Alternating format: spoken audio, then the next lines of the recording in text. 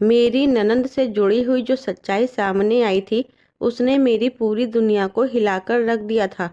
मैं हमेशा सोचती रहती थी कि आखिर वह हर 2 माह के बाद कैसे गर्भवती हो जाती है। यह कोई आम बात नहीं थी, लेकिन जब भी मैं इस मामले पर बात करने की कोशिश करती, तो मेरे पति बहुत ज़्यादा नाराज़ हो जाते थे। उनका कहना था कि हमें दूसरों के सामने इस बदनामी का सामना करना पड़ सकता है और ये हमारे परिवार की इज्जत का मामला है। लेकिन मैं खामोश कैसे रहती। हर बार जब मैं अपनी ननंद को देखती, तो उसकी खाली खाली आंखें, बिखरे हुए बाल और डरे हुए चेहरे को देखकर मेरे दिल में एक अजीब सा खौफ बैठ जाता था। कुछ तो ऐसा था कि सब लोग नज़रअंदाज करते आए थे, या फिर ऐसा था जिसे जानबूझकर छुपाया जा रहा था। मुझे अंदर ही अंदर बेचैनी खाए जा रही थी। मैं सोचने पर मजबूर थी कि कहीं कुछ तो ऐसा नहीं हो रहा है जो मेरी नज़र से ओझल है। मेरे दिल में हर पल सवालों का सवाल चल रहे थे। शायद अब मेरा सिर्फ वहम था, लेकिन इस बात की तसल्ली कर लेना चाहती थी। इसके लिए मैंने बहुत ही ज़्यादा खतरनाक कदम उठाया। अपने पति की गैर मौजूदगी में मैंने अपनी ननंद के कमरे में एक छोटा सा खुफिया कैमरा लगा दिया। पहले दिन तो उसमें कुछ खास नज़र नहीं आया और दूसरा दिन भी वैसे ही गुजर गया। मुझे लगा कि शायद मैं ही गलत सोच रही थी, मगर तीसरे दिन मेरी नज़रें स्क्रीन पर जम गई। तीसरे दिन जो कुछ भी मैंने देखा, उससे तो मेरे शरीर से जैसे जान ही निकल गई थी। मेरी आंखें जम गई थी, सांस गले में ही अटक गई और पूरा शरीर कांपने लगा, क्योंकि हकीकत, इतनी भयानक सच्चाई मैंने कभी सपने में भी नहीं सोची थी। कैसे ही मुमकिन हो सकता है। कमरे में होने वाली बात मेरे मन में गूंजने लगी। मेरा दिमाग सुन्न हो गया था, लेकिन दिल डर के मारे तेजी से धड़कने लगा। मैं चीखना चाहती थी, रोना चाहती थी, मगर मुझ में हिलने की भी हिम्मत नहीं हो रही थी। जैसे ही मैंने वीडियो का आखिरी नज़ारा देखा, मेरे पैरों तले से ज़मीन खिसक गई। मैंने जल्दी से कैमरा बंद किया और कांपते हाथों से उसे उठाया और दीवार का सहारा लेकर खड़ी हुई। मैं जानती थी कि अब यहाँ एक पल के लिए भी रुकना मेरे लिए बहुत खतरनाक हो सकता था। मैं दरवाजे की तरफ बढ़ी, लेकिन मेरे कदमों में जान ही नहीं बची थी। ऐसा लग रहा था जैसे मेरे पूरे शरीर से किसी ने ताकत खींच ली है। मुझे जल्दी ही यहाँ से निकलना था। इस घर में अब एक पल के लिए भी रुकना नामुमकिन था। मैं जानती थी कि अगर किसी को पता चल गया कि मैंने यह सब कुछ देख लिया है, तो मेरे साथ भी कुछ भी हो सकता है। मैंने अपनी सारी हिम्मत जुटाई, दरवाज़ा खोला, फिर दबे पाँव पैरों के साथ घर से बाहर निकल गई। मेरा नाम अनाया है, मेरी उम्र 20 साल है। मैं अपने पिता के साथ एक आम सी जिंदगी गुजार रही थी। मेरी जिंदगी हमेशा से बहुत ही सादगी भरी रही थी। बस कुछ गिने चुने सपने थे और मेरे पिता की बेपनाह मोहब्बत थी। मेरी माँ की मौजूदगी में भी सब कुछ ठीक लगता था। बुरा लगता था, मगर जब वह चली गई थी, सब कुछ बदल गया। माँ के बिना मेरे घर की दीवारें सूनी लगती थी। हर चीज़ वीरान सी महसूस होती थी। मेरे पापा भी कुछ ज़्यादा ही परेशान रहने लगे थे। पहले की तरह मुझसे हर फैसले में राय नहीं लेते थे, बस खुद ही सब कुछ तय करने लगे थे। उनकी खामोशी के पीछे छुपी बेचैनी को मैं रोज महसूस करती थी। वो अक्सर मुझे अकेला घर पर छोड़ने से घबराते थे। बार बार पूछते रहते कि दरवाज़ा अच्छी तरह से बंद किया है या नहीं, किसी अजनबी से बात ना करो। मुझे समझाते रहते थे। मुझे लगता था कि वह मेरी फिक्र करते हैं, मगर मैंने कभी उनकी परेशानी की असली वजह पर ध्यान ही नहीं दिया। फिर बाद में मुझे सब कुछ समझ में आ गया। अब वह रात आई जिसने ज़िंदगी हमेशा के लिए बदल कर रख दी थी। रात काफ़ी हो चुकी थी। मेरे पापा हमेशा की तरह दुकान पर थे और मैं घर में अकेली थी। वैसे तो मेरे लिए कोई नई बात नहीं थी, मगर उस रात का माहौल ही अजीब सा था। बाहर गली में पूरी तरह से एक सन्नाटा सा पसरा हुआ था और एक अजीब सी खामोशी हर चीज पर छाई हुई थी, जैसे हवा में कोई छुपा हुआ खतरा हो। मैंने कई बार खिड़की से बाहर झांका, मगर अंधेरे में कुछ भी नजर नहीं आ रहा था। फिर अचानक से मैंने कुछ सुना, किसी के कदमों की आवाज़, धीरे धीरे बढ़ती हुई, जैसे कोई हमारे घर के आसपास घूम रहा हो। मेरा दिल जोर जोर से धड़कने लगा। मैंने लाइट बंद कर दी। तभी कदमों से दरवाजे के पास जाकर सुनने लगी। कदमों की आवाज़ और आपस में की जा रही खुसुर फुसुर सुनाई देने लगी। ऐसा लग रहा था कि दो तीन लोग आपस में कुछ कह रहे हैं। मैंने अपने दिल को तसल्ली दी कि शायद यह मोहल्ले के किसी राहगीर की आवाज़ होगी, मगर फिर कुछ ऐसा हुआ जिससे मेरे पूरे शरीर में सनसनी सी दौड़ गई। दरवाजे के हैंडल पर किसी का हाथ बढ़ा। यह देखकर मेरी सांसें रुक गई।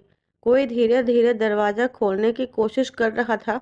मैंने तुरंत दरवाजे की कुंडी मजबूती से पकड़ ली और दबे कदमों से पीछे हट गई।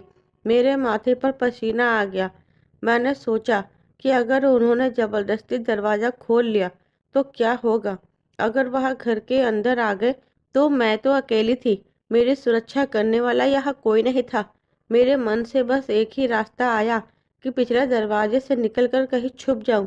मैं जल्दी से मुड़ी और धीरे से पिछले दरवाजे की कुंडी खोली। दरवाज़ा चरमरा कर खुला और मेरे दिल की धड़कन और भी तेज़ हो गई। मगर मेरे पास वक्त नहीं था। मैंने अपनी सांस रोक ली और दबे कदमों से गली में निकल गई। मेरे दिल में डर भरा हुआ था, मगर मैं जानती थी कि यहाँ रुकना खतरे से खाली नहीं है। गली में हल्की सी रोशनी हो रही थी, मगर कोई भी चीज़ ठीक से नज़र नहीं आ रही थी। मैंने जल्दी जल्दी चलना शुरू किया। मैं अपनी सांसों की आवाज़ को सुनने की कोशिश कर रही थी, या फिर ध्यान दे रही थी कि कहीं कोई मेरे पीछे तो नहीं आ रहा। जैसे ही रीता आंटी के दरवाजे पर मैं पहुंची, मैंने उनका दरवाज़ा जोर जोर से बजाया। दरवाज़ा खुला और मैं तुरंत अंदर गिर पड़ी। आंटी ने हैरानी से मुझे देखा। उस वक्त मैं हाफ रही थी। मेरा चेहरा पसीने से भीगा हुआ था। मैंने जल्दी जल्दी उन्हें सब कुछ बताया। उन्होंने तुरंत ही मुझे अंदर बुला लिया। मैंने दरवाज़ा बंद होते हुए देखा, तब जाकर मेरे दिल को कुछ सुकून मिला। मगर मेरे जहन में बस एक ही सवाल था कि यह लोग कौन थे? क्या वाकई में ही चोर थे या कुछ और? जब मेरे पापा आए तो मैं उनके साथ घर वापस लौटी। पापा को जब आंटी ने सारी बात बताई तो वो खामोश हो गए। उनकी आंखों में गुस्सा और परेशानी दोनों थे। मुझे घर वापस लेकर आए, मगर मैंने महसूस किया कि वो रास्ते भर कुछ सोच रहे थे। घर पहुंचकर उन्होंने दरवाजे के ताले चेक किए, तब गहरी सांस ली। अगली सुबह पापा ने जो फैसला सुनाया, उसने मेरे दिल में तूफान खड़ा कर दिया। बेटा, मैंने तुम्हारे लिए एक अच्छा रिश्ता देखा है। लड़का बहुत ही सुलझा हुआ है और बैंक में अच्छी नौकरी करता है। मुझे लगता है कि तुम्हारे लिए बहुत बेहतर होगा। मेरा दिल धक से रह गया। ये सब कुछ इतनी जल्दी क्यों? पापा को लगा कि मैं अब इस घर में सुरक्षित नहीं हूँ। मेरी सुरक्षा के लिए मुझे जल्द से जल्द विदा कर देना चाहते हैं। पापा, इतनी जल्दी? मैंने हल्की आवाज़ में कहा, जैसे खुद को भी यकीन ना हो कि ये सब कुछ मैं कह रही हूँ। पापा ने गहरी सांस ली, जैसे कोई बहुत भारी बोझ सीने पर रखा हो। बेटा, तुम्हें बेसहारा नहीं देख सकता। मैं नहीं चाहता कि मेरे बाद तुम्हें कोई सहारा ना मिले। मैं बस यह चाहता हूँ कि तुम एक अच्छे घर में चली जाओ, जहाँ तुम्हारी सुरक्षा हो सके। मैंने पापा की आंखों में वही डर देखा जो मैंने माँ के आखिरी दिनों में उनकी आंखों में देखा था। अकेले रह जाने से डरते थे, मुझे सुरक्षा में देखना चाहते थे। मैं खामोश। वही मैं जानती थी कि जो रात मैंने गुजारी थी वह मेरे लिए चेतावनी थी। कुछ दिनों के बाद नरेंद्र और उसके पिताजी हमें देखने के लिए आए। वह दिन मेरे लिए किसी अजीब सपने की तरह ही था। एक ऐसा सपना जो हकीकत और वहम के बीच की लकीर धुंधली हो चुकी थी। मगर मेरे दिल की बेचैनी बढ़ती जा रही थी। मैं कोने में चुपचाप बैठी रही, मगर दिल में एक अजीब सी घबराहट थी। मैंने हमेशा सोचा था, जो शादी का वक्त आएगा तो मैं खुशी और जोश महसूस करूंगी, मगर मेरा दिल अभी किसी अनजाने डर में डूब रहा था। मैंने सोचा कि शायद नाम से घबराहट है, मगर अंदर कहीं कुछ और भी था, कुछ ऐसा जो मुझे नजर नहीं आ रहा था, मगर महसूस हो रहा था। जो नज़र उठाकर नरेंद्र को देखा तो सच में सुलझा लड़का लगा। उनका कद लंबा था, चेहरे पर हल्की दाढ़ी और आंखों में संजीदगी थी। वह बहुत ही सीधे और शांत स्वभाव के शख्स लग रहे थे, बिल्कुल वैसे जैसे कि मेरे पापा चाहते थे। उनकी बातचीत में ठहराव था। उनके बात करने के अंदाज से समझ आ रहा था कि वह समझदार इंसान है, पर ज़्यादा नहीं बोले। कुछ ज़रूरी बातें की। मैंने कई बार सुना था कि बेटा ज़्यादा बोलने वाले अच्छे बनावटी होते हैं, मगर फिर भी मेरे दिल में कसक बाकी थी। शायद इसकी वजह कुछ और थी। पापा तो पहली नज़र में उन्हें पसंद कर चुके थे, मगर एक बात मुझे खटक रही थी। शायद मेरा दिल बिना वजह ही धड़क रहा था। मगर जब मैंने देखा कि उनके साथ उनकी छोटी बहन नहीं आई, तो मुझे अजीब लगा। आम तौर पर रिश्ते देखने के मौके पर बहनें तो ज़रूर साथ आती हैं, खास तौर पर अगर वह इकलौती हो। मैंने खुद को तसल्ली दी कि नहीं, शायद कोई बड़ी वजह होगी। मगर जब पापा ने खुद पूछ लिया, तो मैंने नरेंद्र और उनके पिता के चेहरे पर एक पल के लिए परेशानी को महसूस किया। पापा ने इस बारे में पूछा तो नरेंद्र के पिता ने हड़बड़ाते हुए कहा, वो बीमार है, उसकी तबीयत अचानक खराब हो गई, इसलिए नहीं ला सके। मुझे सुनकर अजीब लगा। शायद वाकई ऐसा ही हो, मगर मेरे दिल ने ये बात आसानी से स्वीकार नहीं की। कुछ तो ऐसा था जो मुझे दिख नहीं रहा था, मगर मैं इस बारे में ज़्यादा सोचना ठीक नहीं समझती। आखिर मेरे पापा भी निश्चित है, और ये सब मैं उनकी खुशी के लिए ही तो कर रही थी। वहीं नरेंद्र के पिता ने कहा कि वह बिल्कुल सादगी से शादी करना चाहते हैं। उन्हें किसी तरह का दहेज दिखावा नहीं चाहिए। यह सुनकर पापा को हैरानी हुई। वे हमेशा चाहते थे कि मेरी शादी धूमधाम से हो, मगर मनोज अंकल ने उन्हें समझाया, सादगी की शादी में ही असली खूबसूरती है। मेरे पापा आखिरकार मान गए, मगर उनकी आंखों में सपना टूटने की झलक मुझे साफ दिखाई दी। मैंने सोचा कि शायद यही ठीक है। अब तो सारी शादी की तैयारी हो गई थी। सब कुछ बहुत जल्दी हो रहा था। ऐसा लग रहा था कि जैसे वक्त को पंख लग गए हों। कपड़ों की खरीदारी, मेहंदी की तैयारी, सब कुछ इतनी तेजी से हुआ कि मुझे महसूस ही नहीं हुआ कि मैं अपनी ज़िंदगी के एक नए मोड़ पर आ चुकी हूँ। मेरे दिल में अजीब सी बेचैनी थी, कभी खुशी होती तो कभी बेचैनी, कभी हल्की सी उदासी। अपने कमरे में बैठी थी तो दिल मेरा घबराहट में डूबा हुआ था। क्या सच में शादी के लिए मैं तैयार हूँ?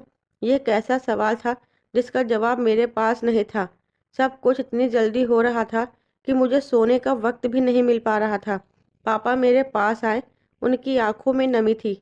यह पहला मौका नहीं था जब मैंने अपने पिता को भावुक होते हुए देखा था, मगर आज उनकी आंखों में कुछ और था। एक बेटी की जुदाई का डर, और शायद माँ के ना होने की कमी। बेटा, अगर तुम्हारी माँ होती तो यह दिन और भी ज़्यादा खास होता, मगर तुम फिक्र मत करना, मैं हमेशा तुम्हारे साथ हूँ।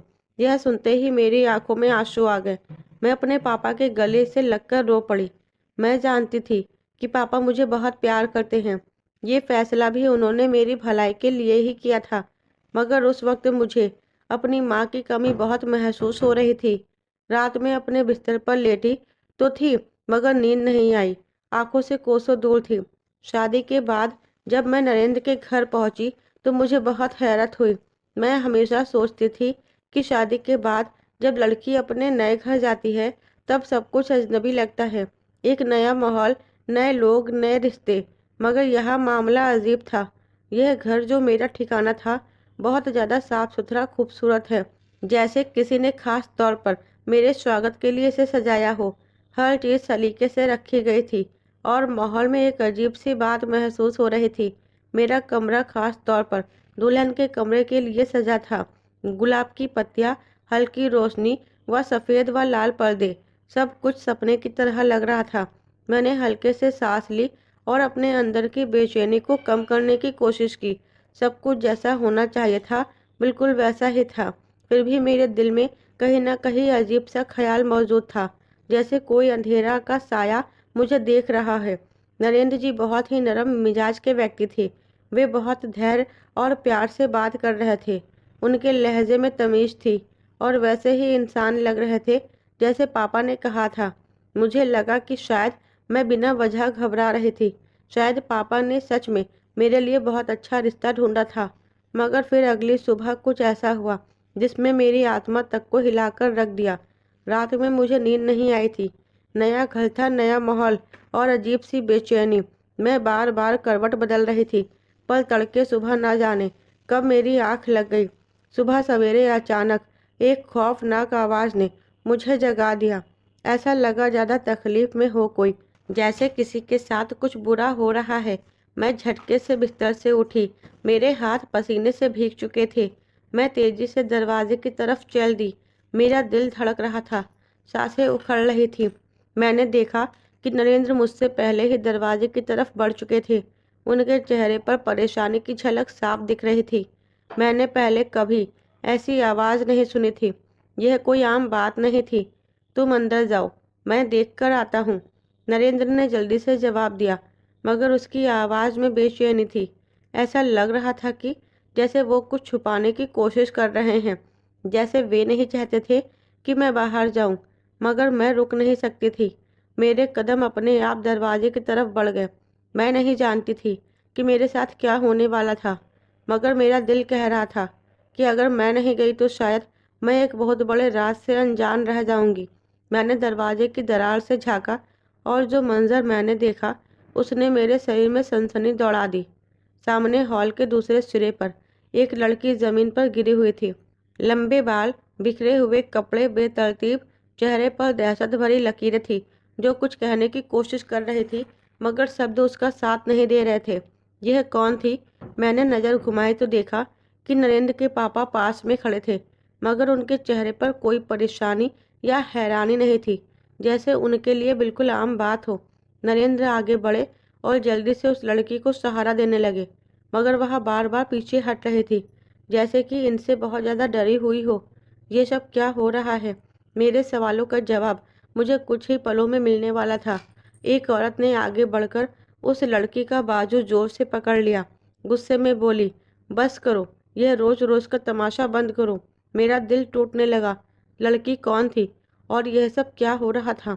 मैंने नरेंद्र की नज़रों में कुछ अजीब सी परेशानी देखी, बेचैनी देखी, एक घबराहट, जैसे वह नहीं चाहते थे कि मैं उसको देखूं। फिर अचानक उस लड़की की नज़र मुझ पर पड़ी। मुझे देखकर स्तब्ध रह गई। आंखों में ऐसी बेचैनी थी जो मैंने पहले कभी नहीं देखी थी, जैसे वो कुछ कहना चाहती हो, कुछ बताना चाहती हो, मगर कोई डर उसके शब्दों को रोक रहा हो। फिर उसने जाते हुए एक बात मेरे कानों में कही, भाग जाओ अनाया। मेरे पूरे शरीर में झुर्रियाँ दौड़ गई। यह कौन थी और इसे मेरा नाम कैसे मालूम था? मेरा दिल घबराने लगा था। मैंने वीरेंद्र से कहा। उसका चेहरा पहले से ही ज़्यादा संजीदा हो चुका था। मैंने नरेंद्र से कहा। उसका चेहरा पहले से ही ज़्यादा संजीदा हो चुका था, जैसे वह चाहता था कि मैं एक भी शब्द भी न बोलूं। ये सब क्या हो रहा था? मेरी शादी को सिर्फ एक ही दिन हुआ था और मैं पहले ही दिन किसी भयानक राज में उलझ चुकी थी। मुझे समझ नहीं आ रहा था कि मैं अब क्या करूं। मेरा दिल एक ही बात कह रहा था, यह कुछ बहुत गलत हो रहा है। वह लड़की मैली कुचीली सी थी, उसके बिखरे बाल, चेहरे पर खौफ की परछाया, ये सब क्या था? सोच सोच कर मेरा दिमाग फटा जा रहा था। यह मंजर मेरे लिए ऐसा था जिस पर मैं यकीन नहीं कर पा रही थी। मेरा दिल तेजी से धड़कने लगा और हाथ ठंडे पड़ गए। मैंने कभी कुछ ऐसा अपनी आंखों से देखा ही नहीं था। वह लड़की जमीन पर बैठी अपने बाल पकड़ रही थी, कभी अपने सर को दोनों हाथों से भींचती, कभी जोर जोर से चीखने लगती। उसकी आंखों में एक अजीब दहशत थी, जैसे वह किसी गहरी यातना में कैद हो। वह अपने हाथों से अपने सर को पीट रही थी और फर्श पर लात घूंसा मारे जा रही थी। नरेंद्र आगे बढ़े, जैसे वह इन सब चीज़ों के आदी हो, यह कोई नई बात ना हो। वह झुककर उसके कंधों को थामने की कोशिश करने लगे और बहुत ही नरमी से उसे समझा रहे थे, मगर वह बार बार रोए जा रही थी। रजनी, बस करो, देखो सब कुछ ठीक है, तुम्हें कुछ भी नहीं होगा, बस आराम से बैठ लो प्लीज़, नरेंद्र ने कहा। मैं बड़ी मुश्किल से लड़खड़ाते हुए कदमों से उसकी तरफ बढ़ी। नरेंद्र को देखा, जो उसे काबू करने की कोशिश कर रहे थे, मगर वह खुद भी बहुत थके हुए लग रहे थे, जैसे यह सब उनकी ज़िंदगी में हर रोज़ होता हो। ये वही लड़की थी जिसे नरेंद्र की छोटी बहन बताया गया था, रजनी। मेरा दिमाग जैसे सुन्न हो गया हो। ये हकीकत मुझ पर आसमान की बिजली की तरह गिरी। रजनी तो आई ही नहीं थी शादी के दिन, और आज मैं उसे पहली बार देख रही थी, वह भी इस हाल में। मगर वह मुझे आम लड़की नहीं लगी। उसकी हरकतें बहुत ही अजीब थी। बहुत ही भयंकर, जैसे कि वह पागल हो या किसी बहुत ही भयंकर ख्वाब से जूझ रही हो। मुझे लगा जैसे वह चीख नहीं रही थी, बल्कि किसी बर्दाश्त न कर पाने वाली मुसीबत में पड़ी थी। जैसे वह अपने ही अंदर किसी ऐसी कैद में हो जहाँ से वह निकलना चाहती हो, मगर कोई दरवाज़ा ना हो। नरेंद्र ने गहरी सांस ली, जैसे वह थक चुका था, और मेरी तरफ पलट कर आया। ये कौन है और यह इस हाल में क्यों है? मेरी आवाज़ में शक था। मुझे लगा जैसा मेरा पूरा वजूद किसी अनजान खतरे की गिरफ्त में आ गया। मैंने शादी के बारे में जो कुछ सोचा था, जो सपने देखे थे, सब पल भर में चकनाचूर हो रहे थे। यह मेरी बहन रजनी है। नरेंद्र के शब्द मेरे दिमाग पर बिजली की तरह गिरे। मैंने हैरत से उसकी तरफ देखा, और फिर उस लड़की की तरफ जो अभी भी जमीन पर बैठी खुद से लड़ रही थी। माँ की मौत के बाद इसकी हालत और बिगड़ गई। पापा और मैंने इसे संभालने की पूरी कोशिश की, मगर यह हमारे लिए आसान नहीं था। नरेंद्र की आवाज़ में थकान थी, जैसे वह ये सब कहकर खुद को भी समझाने की कोशिश कर रहा हो। अगर हम किसी भी लड़की के घर वालों को ये सब बताते तो शायद कोई भी अपनी बेटी की शादी हमारे घर नहीं करता। इसलिए हमने यह बात तुम लोगों से छुपाई थी, मगर मैं जानता था कि तुम समझदार हो, तुम इस सच्चाई को कबूल कर लोगी। मेरी टांगें कांपने लगी। मुझे लगा जैसे मेरे पैरों तले से जमीन खिसक रही हो। तुमने यह बात छिपाई? मेरी आवाज़ कांप रही थी। मैं सदमे में आ गई। तो फिर इसका इलाज? हमने इसका इलाज बहुत करवाया, मगर कोई फ़ायदा नहीं हुआ। नरेंद्र ने कंधे झटक दिए, जैसे वह खुद भी बेबस हो। मेरी नज़रें रजनी पर जम गई, जो अभी भी वैसे ही बैठी थी, मगर उसकी सांसें तेज थी। उसकी आंखों में एक ऐसा गहरा खालीपन था जिसे देखकर मेरे रीढ़ की हड्डी में सनसनी दौड़ गई। क्या तुम्हें मुझे ये सब कुछ पहले नहीं बताना चाहिए था? मैंने नरेंद्र की तरफ देखा। मैं जानता था कि अगर मैं यह बता देता तो तुम या तुम्हारे पापा यह रिश्ता कभी भी नहीं करते। नरेंद्र ने साफ तौर पर कहा। इसका मतलब तुमने मुझे धोखा दिया। नरेंद्र खामोश हो गया। उसके चेहरे पर कोई पछतावा नहीं था, बस एक बेबसी थी, जैसे वह अपनी मजबूरी बता चुका था और अब इसके आगे कुछ भी कहने की जरूरत नहीं समझता था। मुझे सांस लेने में मुश्किल हो रही थी। ये सब मेरी सोच से परे था। मैंने कभी नहीं सोचा था कि शादी के दूसरे ही दिन मुझे ऐसे हालातों का सामना करना पड़ेगा। मुझे समझ में नहीं आ रहा था कि अब मैं क्या करूं, यहाँ से चली जाऊं या पापा को बताऊं। मगर अब पापा क्या करेंगे? मैं खामोश हो गई, मगर मेरे दिल में अजीब से ख्याल आ रहे थे। नरेंद्र ने जो वजह बताई थी वह वैसे तो सही लग रही थी, मगर मेरा दिल इस बात को मानने के लिए तैयार नहीं था। अगर रजनी सच में मानसिक तौर पर बीमार थी, तो उसे देखकर मेरे अंदर इतना खौफ क्यों जाग रहा था कि उसकी नज़रें कुछ कहना चाहती थी, मगर उसके शब्द उसका साथ नहीं दे रहे थे। उस दिन से मैंने उस पर गहरी नज़र रखनी शुरू कर दी। मैं जानना चाहती थी कि क्या वह सच में बीमार है या फिर कोई राज है जो नरेंद्र और उसके पिता मुझसे छुपा रहे हैं। अगले कुछ दिनों में मैंने महसूस किया कि रजनी की हरकतें बहुत अजीब हो गईं। वह अक्सर मेरे करीब आती, मुझे देखती और जैसे कुछ कहना चाहती हो, मगर फिर अचानक रुक जाती। उसकी आंखों में एक अनोखी बेचारगी थी, जैसे वह किसी गहरे सदमे में हो। फिर भी एक दिन जब मैं अपने कमरे में बैठी थी, रजनी धीरे धीरे मेरे पास आई। उसे देखकर मेरे दिल में एक अनजाना ख्वाब उठने लगा, मगर मैंने खुद को तसल्ली देने की कोशिश की और शांत रहने के लिए खुद को समझाया। मैंने उसे ध्यान से देखा। उसके कपड़े गंदे थे, बाल बिखरे हुए थे, उसकी आंखों में एक अजीब सी दहशत थी। उसने धीरे से मेरा हाथ पकड़ा और मेरे करीब आई। मेरा दिल जोर से धड़कने लगा। रजनी, क्या बात है? मैंने नरमी से पूछा, मगर वह बोली नहीं, बस मेरी आंखों में देखती रही। फिर उसकी आंखों में आंसू भर आए। वह हैरानी से उसे देख रही थी। वह कुछ इशारे करने लगी, जैसे कुछ समझाने की कोशिश कर रही हो, मगर उसकी हरकतें मेरी समझ में नहीं आ रही थी। फिर अचानक दरवाजे पर किसी के कदमों की आवाज़ आई। रजनी एकदम से पीछे हट गई और कांपने लगी। मैंने देखा कि नरेंद्र दरवाजे पर खड़ा था। उसका चेहरा सख्त था। तुम यहाँ क्या कर रही हो? नरेंद्र की सख्त भरी आवाज़ और गुस्से से भरी आवाज़ को सुनकर रजनी घबराकर मेरी तरफ देखने लगी, जैसे वह मदद मांग रही हो।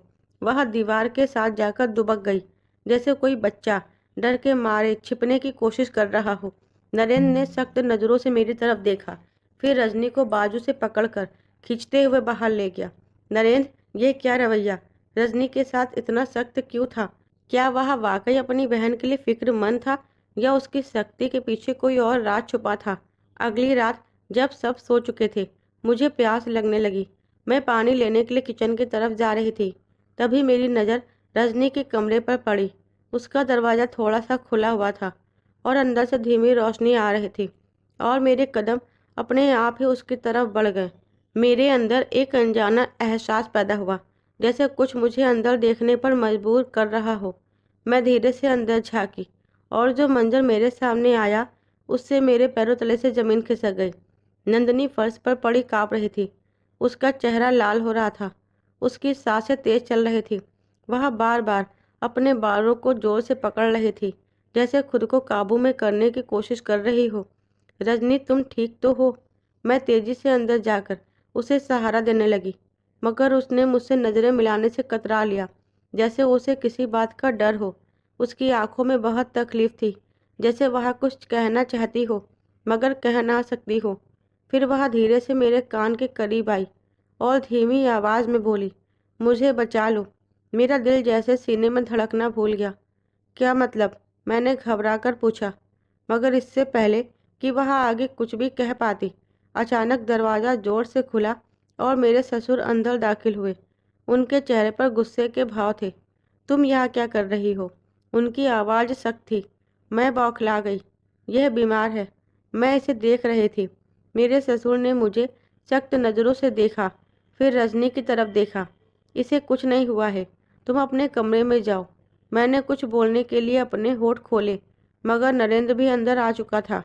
अनाया, तुम परेशान मत हो। रजनी को बस बुखार है, हम संभाल लेंगे। नरेंद्र का लहजा ठंडा था, मगर उसकी नज़रों में कुछ ऐसा था जिसने मुझे अंदर तक बेचैन कर दिया। मैं चुपचाप खड़ी रही। क्या वाकई ये सब सच था या मुझसे कुछ छुपाया जा रहा था? अगली सुबह जब मैं सोकर उठी तो कल रात के हादसे की गूंज मेरे दिमाग में उठने लगी। रजनी की वह हालत, उसका इस तरह से मुझसे बात करना, उसकी आंखों का डर, नरेंद्र उसके पिता का रवैया, यह सब कुछ मुझे एक अजीब कहानी का हिस्सा लग रहा था। मुझे बचा लो, ये शब्द बार बार मेरे जहन में गूंज रहे थे। मैंने तय कर लिया कि मैं सच का पता लगा कर रहूँगी। अगले दिन नरेंद्र दफ्तर गए और मेरे ससुर बाहर थे, तो मैंने रीता आंटी को बुलाया, जो कभी कभी रजनी की देखभाल के लिए आती थी। मेरे पास सही मौका था। मैं जानती थी कि घर के किसी मर्द से मुझे सच सुनने को नहीं मिलेगा, मगर शायद रीता आंटी कुछ जानती हो। वह वर्षों से इस घर में आ रही थी। उनको एक हमेशा डर सा महसूस होता था। आंटी, आप कितने अरसे से यहाँ आ रही हैं? मैंने पूछा। आंटी ने इधर उधर देखा, जैसे खुद को यकीन दिलाने की कोशिश कर रही हो कि उनकी बात कोई सुन नहीं रहा। फिर धीरे से कहा, कई साल हो गए हैं मैडम, मगर मैं सिर्फ ज़रूरत के वक्त आती हूँ। यह लोग मुझे ज़्यादा देर रहने नहीं देते। क्यों? शायद कोई ख़ास वजह हो। उन्होंने मेरी तरफ गहरी नज़रों से देखा, जैसे कुछ कहना चाह रही हो मगर कहने से बच रही हो।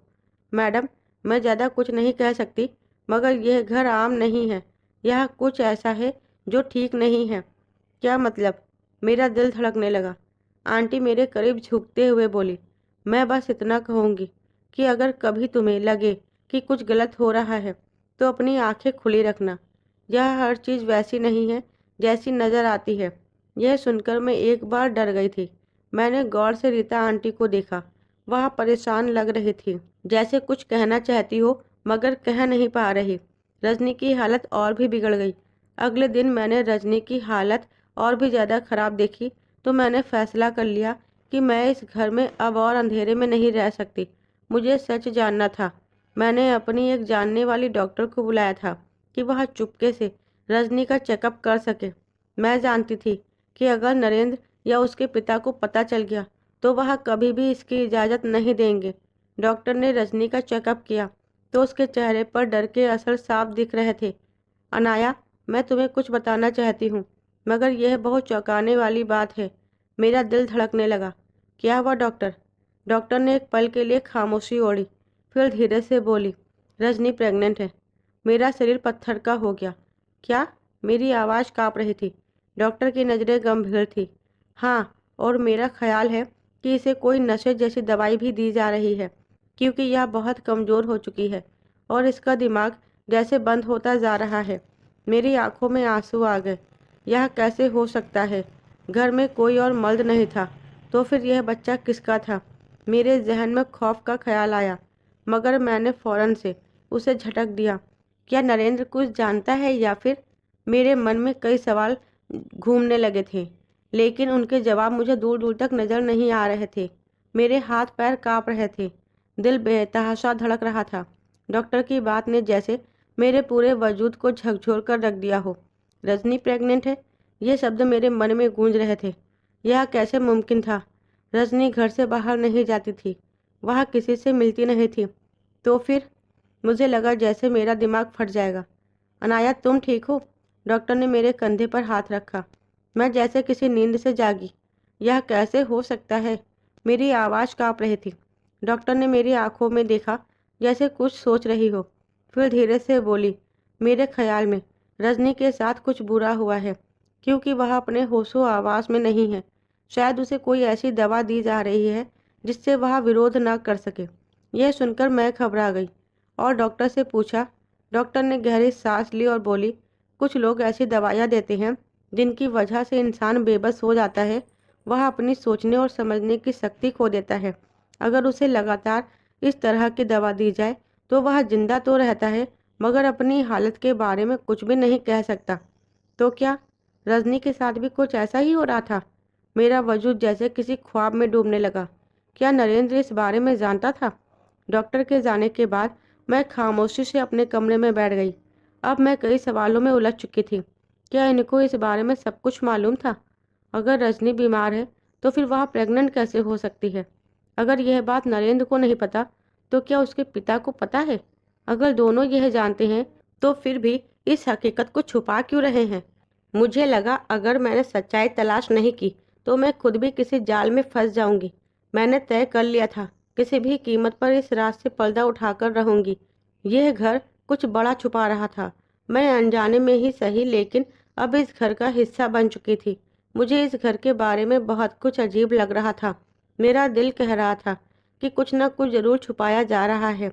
रजनी की हालत, उसकी आंखों में बेबसी और सबसे ज़्यादा उसका बच्चा किसी खौफनाक हादसे की तरफ इशारा कर रहे थे, मगर मैं अब तक इसे समझ पाने में नाकाम थी। मैं जानना चाहती थी कि रातों को यहाँ पर क्या होता है। नरेंद्र, उसके पिता, हमेशा कहते हैं कि रजनी को किसी मानसिक बीमारी है, मगर जो कुछ मैंने देखा था वह इस कहानी से मेल नहीं खाता था। तीसरी रात जो हुआ उसने मेरी पूरी दुनिया हिला दी। रात के सन्नाटे में जब पूरा घर सो रहा था तब रजनी का दरवाज़ा खुला। मैंने कैमरे की स्क्रीन पर नज़र गड़ा रखी थी। मेरी सांसें उखड़ने लगी। दिल प्रार्थना कर रहा था कि मेरी सारी सोच गलत साबित हो जाए, मगर जो मैं देखने जा रही थी मेरी ज़िंदगी का सबसे भयानक लम्हा बनने वाला था। मेरे ससुर अंदर आए। मेरा दिल एक पल के लिए धड़कना भूल गया। उन्होंने दरवाज़ा धीरे से बंद किया और आगे बढ़े। रजनी खामोशी से बैठी थी। उसे कुछ समझ में नहीं आ रहा था। उसकी आंखें वीरान थी। उसका शरीर बेजान पुतले की तरह था, जैसे वह जिंदा होते हुए भी मर चुकी हो। फिर जो हुआ वह मैं बयां नहीं कर सकती थी। मैं खौफ से कांपने लगी। मेरी आंखों के सामने जो मंजर था उसने मेरे अंदर की सारी हिम्मत ही तोड़ दी। मैंने कांपते हाथों से लैपटॉप बंद कर दिया, मगर मेरे आंसू नहीं रुक रहे थे। ये सब मेरे ससुर ने किया था। अगली सुबह मैंने नरेंद्र को जल्दी से बुलाया। मैंने फैसला कर लिया था कि उसे सब कुछ बता दूंगी। मैं खुद को काबू रखने की कोशिश कर रही थी। नरेंद्र, मैं तुमसे एक बहुत ज़रूरी बात करना चाहती हूँ। मेरी आवाज़ संजीदा थी। नरेंद्र ने मोबाइल में देखते हुए लापरवाही से कहा, हाँ बोलो। मैंने बोला, रजनी प्रेग्नेंट है। यह सुनते ही नरेंद्र का रंग बदल गया। उसके हाथ पैर कांप गए और आंखों में एक अजीब सी बेचैनी उभर आई। क्या कह रही हो तुम? तुम्हें किसने बताया? मैंने डॉक्टर को बुलाया था। यह कैसे मुमकिन है? मैंने उसकी आंखों में झांकते हुए पूछा। नरेंद्र खामोश रहा। उसकी खामोशी मेरे शक को और हवा दे रही थी। नरेंद्र, तुम्हें पता है ना? मैंने सख्त लहजे में कहा। नरेंद्र ने मुझे सख्त नज़रों से देखा और धीरे से बोला, यह तुम्हारा मामला नहीं है नाया, तुम इसमें मत पड़ो। यह मेरा मामला नहीं है, वह मेरी ननंद है। मैंने अपनी आंखों से सब कुछ देखा है। मैं जानती हूँ कि तुम्हारे पिता ने क्या किया है। यह सुनते ही नरेंद्र का चेहरा खौफनाक हो गया। उसकी आंखों में वही साया उभर आया जो मुझे हमेशा से परेशान करता था। तुमने क्या देखा? उसने धीरे से पूछा, मगर उसके लहजे में खतरे की गूंज थी। सब कुछ देखा, और मैं खामोश नहीं रहूंगी। नरेंद्र ने एक पल के लिए कुछ सोचा, फिर धीरे से मुस्कुराया। अनाया, तुम बहुत मासूम हो। तुम्हें क्या लगता है कि तुम कहोगी और लोग तुम्हारी बात मान लेंगे? मैं पुलिस को बताऊंगी, मैंने धमकी दी। नरेंद्र आगे बढ़ा, अब मेरे बाजू को जोर से पकड़ लिया। पुलिस? अच्छा, तुम्हें मालूम है ना, इस घर में जो भी अपनी जुबान खोलता है वह फिर कभी वापस नहीं आता। मेरा दिल दहल गया। नरेंद्र की आंखों में दरिंदगी थी। तुम्हें लगता है कि तुम भाग जाओगी? उसने ठंडी आवाज में कहा। यह सब तुम्हारे साथ भी तो हो सकता है अनाया। अगर तुमने जुबान बंद नहीं की तो तुम भी रजनी की तरह बन जाओगी। अब मेरे पास ज़्यादा वक्त नहीं था, मुझे कुछ करना था। मैं जानती थी कि नरेंद्र उसके बाप को मालूम हो चुका था कि मैंने सच्चाई देख ली है। अब मुझे भी खामोश करने की कोशिश करेंगे। अगली बार जब नरेंद्र और उसके पिता बाहर गए, मैंने जल्दी से अपना लैपटॉप उठाया, रजनी को संभाला, कुछ ज़रूरी सामान लेकर घर से बाहर निकली। मेरी सांसें उखड़ रही थी, दिल जोर जोर से धड़क रहा था, खौफ मेरी नस नस में दौड़ रहा था, लेकिन मैं रुक नहीं सकती थी। अब वक्त बहुत कम था और खतरा बहुत ज़्यादा। अगर उन्होंने मुझे देख लिया तो? इस ख्याल ने मेरे दिल को दहला दिया, मगर मैं अपने कदम नहीं रोक सकती थी। गली अंधेरे में डूबी हुई थी। मैंने अपनी शॉल को मजबूती से लपेट लिया, रजनी की कमज़ोर कलाई थाम ली और तेज तेज कदमों से चलने लगी। रजनी में बिल्कुल नहीं जान थी, जैसे उसके अंदर की आत्मा खत्म हो चुकी है। अब बड़ी मुश्किल से मेरे साथ कदम मिला रही थी, मगर मैंने उसे सहारा दिया। बस थोड़ा और रजनी, हम सुरक्षित जगह पहुंचने वाले हैं। मैंने धीरे से भगवान से प्रार्थना की। मैं रजनी को लेकर सीधे अपने पिता के घर पहुंची। पापा रात के इस वक्त दरवाजे पर मुझे खड़े देखकर हैरान हो गए। मैं बिना कुछ कहे दरवाजे की दहलीज पार कर गई और रजनी को सोफे पर बिठाया। अनाया, ये सब क्या हो रहा है? पापा की आवाज़ में परेशानी थी। पापा, मुझे आप पर भरोसा है, और मैं अब जो कुछ भी बताने जा रही हूँ शायद आपको यकीन ना हो, मगर मैं सच बोल रही हूँ। फिर मैंने सब कुछ बयां कर दिया। रजनी की हालत, उसका बच्चा, मेरे ससुर की दरिंदगी और खुफिया कैमरे में कैद का वह भयावह सच। यह कैसे हो सकता है? उनकी आवाज़ काँप रही थी। पापा, मैंने अपनी आंखों से सब कुछ देखा है। हमें पुलिस को जानकारी देनी होगी। पापा ने कांपते हाथों से फ़ोन उठाया और पुलिस को बुला लिया। पुलिस जल्दी हमारे घर पहुंच गई। मैंने खुफिया कैमरे की रिकॉर्डिंग उन्हें दे दी। उन्होंने हर चीज़ तसल्ली से सुन ली, मगर जो सच सामने आया और भी ज़्यादा खौफनाक था। यह पहला मौका नहीं था जब उन लोगों ने किसी लड़की को इस तरह से अपना शिकार बनाया था। हर 2-3 साल बाद में किसी नई जगह जाकर एक नई लड़की को अपने जाल में फंसाते, उससे शादी करते और फिर वही जुल्म करते जो रजनी पर हुआ था। यह सुनकर मेरे होश उड़ गए। पुलिस इंस्पेक्टर ने कहा, जब हमने रजनी के दस्तावेज देखे तो हमें पता चला कि वह नरेंद्र की बहन नहीं बल्कि उसकी पहली पत्नी थी। लेकिन वह पागल क्यों है? मैंने अविश्वास से पूछा तो इंस्पेक्टर ने गहरी सांस ली, फिर धीरे से कहा कि नरेंद्र, उसके बाप ने उसे नशे के ढेर सारे इंजेक्शन दिए थे ताकि वह सच्चाई किसी को भी ना बता सके। मेरी आंखों में आंसू आ गए। यह लोग दरिंदे हैं। अनाया जी, इंस्पेक्टर ने कहा, हमें अब इस मामले की गहराई से जांच करनी होगी, लेकिन हमें लगता है कि ये दोनों पहले भी यह सब कुछ कर चुके हैं। पुलिस ने नरेंद्र और उसके पिता को गिरफ्तार कर लिया। जब नरेंद्र को गिरफ्तार किया गया तो उसने सब कुछ साफ साफ बता दिया। हाँ, मैंने यह सब कुछ किया है और मैं इसे दोबारा भी कर सकता था। नरेंद्र, तूने कितनी और औरतों के साथ ऐसा किया है? इंस्पेक्टर ने सवाल किया। नरेंद्र हंस पड़ा। हर बार मैंने यही किया है। मैं खुश था कि हमने तुम्हें भी फंसा लिया, मगर तुम बहुत चालाक निकली अनाया। ये सुनकर मेरे बदन में झुरझुरी फैल गई।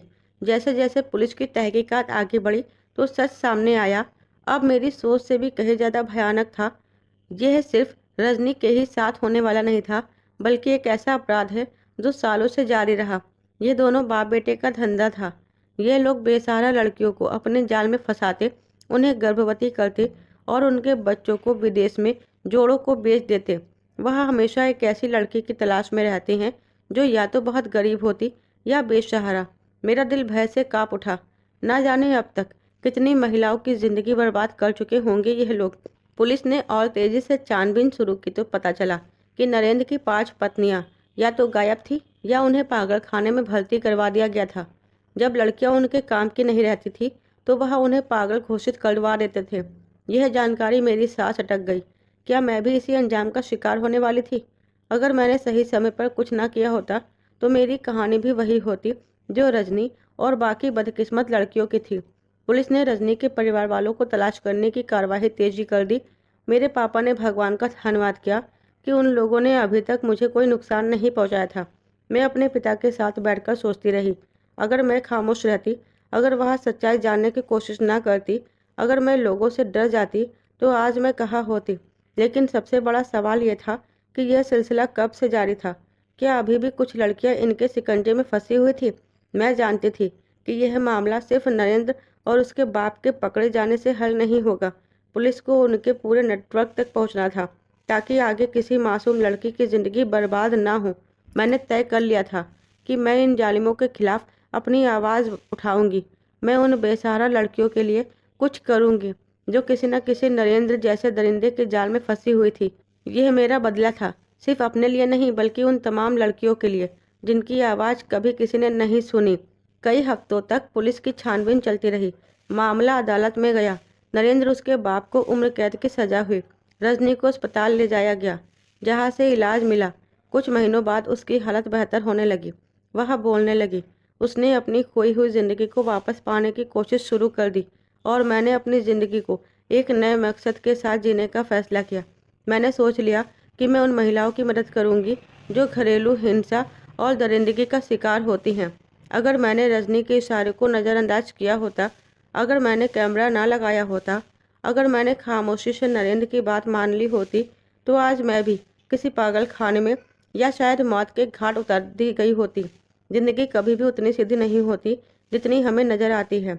कभी कभी हमारे लिए सबसे बड़ा खतरा वही होता है जहाँ सबसे ज़्यादा सुरक्षित महसूस करते हैं। कभी भी किसी अजनबी पर आंख बंद करके भरोसा ना करें। तो दोस्तों, उम्मीद करती हूँ आपको मेरी कहानी पसंद आई होगी। कहानी पसंद आई है तो वीडियो को लाइक और शेयर करें। चैनल पर नए हैं तो चैनल को सब्सक्राइब जरूर करें। साथ ही बेल आइकन को प्रेस करें जिससे वीडियो की अगली अपडेट सबसे पहले आपको मिले।